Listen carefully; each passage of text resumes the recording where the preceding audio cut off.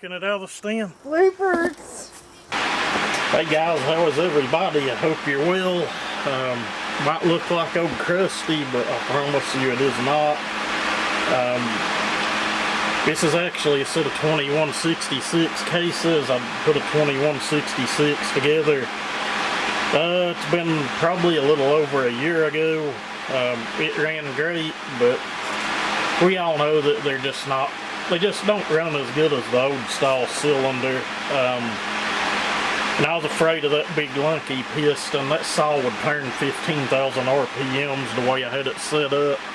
And I was just afraid that big lunky piston was just going to fly apart and it would just not be a good day, I guess. But these cases are not perfect. The tie strap that goes from here to here was broke off. I thought it'd be a good play saw candidate. What I've got on there is a cylinder that I'd ported quite some time ago, probably 2 years ago. We'd just kind of been laying here since I'd pulled it off of my 2171. It had a lot of crazy kind of stuff you would normally not see in a work saw, and you'll have to forgive me for not showing any of it because it's just stuff that I don't feel just anybody or a beginner needs to try to do. There's finger ports and bridge ports in it, which is kind of crazy in a outbound quad port setup design, but it does work, it does help. But it's more of like a play saw, get together saw kind of thing you would do. Don't just go to cutting finger ports into everything, guys. Things kind of have to be, your numbers have to be right for it, or they can be detrimental to the build. I've done quite a bit of machine work to this. Some things a little different than some other ones I've done recently. Tried something different. I've not really ran the saw on a piece of wood yet. I got back there, and about the time I went to put it in the wood, because of that tie strap being gone, the wiring for the saw kind of got sucked up around the flywheel, and I've been back in here repairing that. As of right now, I don't have a kill switch. I don't really want to make the harness this evening to go back to the switch, so we're just going to shut it off on the choke.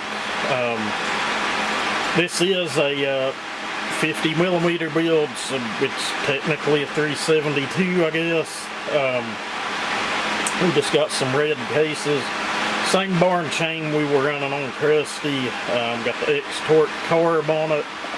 Just modified the X-Torque flange and the old style intake boot to work together. Seems to be just fine. It's really, as you guys would say, spicy, or I would call it high strung. But it's very, very snappy too. But I guess what we're going to do is we'll go back here and make a few cuts, and what I've got, it's just a little old piece of hickory. It might be 8 or 10 inches. It's nothing great. I really need to quit wasting the hickory because it's some really good firewood. Need to find us some half-rotten poplar to do our test cuts in. Seems to work good.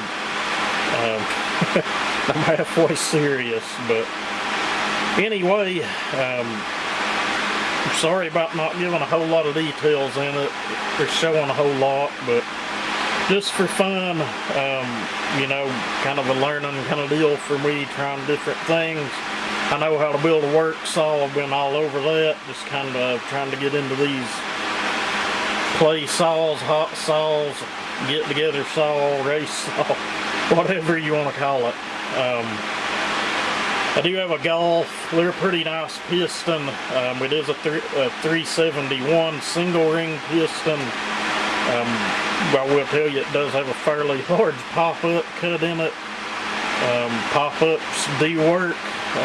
They don't work the best in every saw, but they do work. If you buy one and your squish stays the same, you'll usually get a decent result, but in some cases here, we've had cases where we bought them, the crown height of it was worse, and the saw actually lost power, but different story for another day. But we've got a pretty good pop-up. Took quite a bit of material out of the piston to lighten it up. And I promise you I took nothing off of the ring. I don't care who tells you to do that. Guys, don't do that.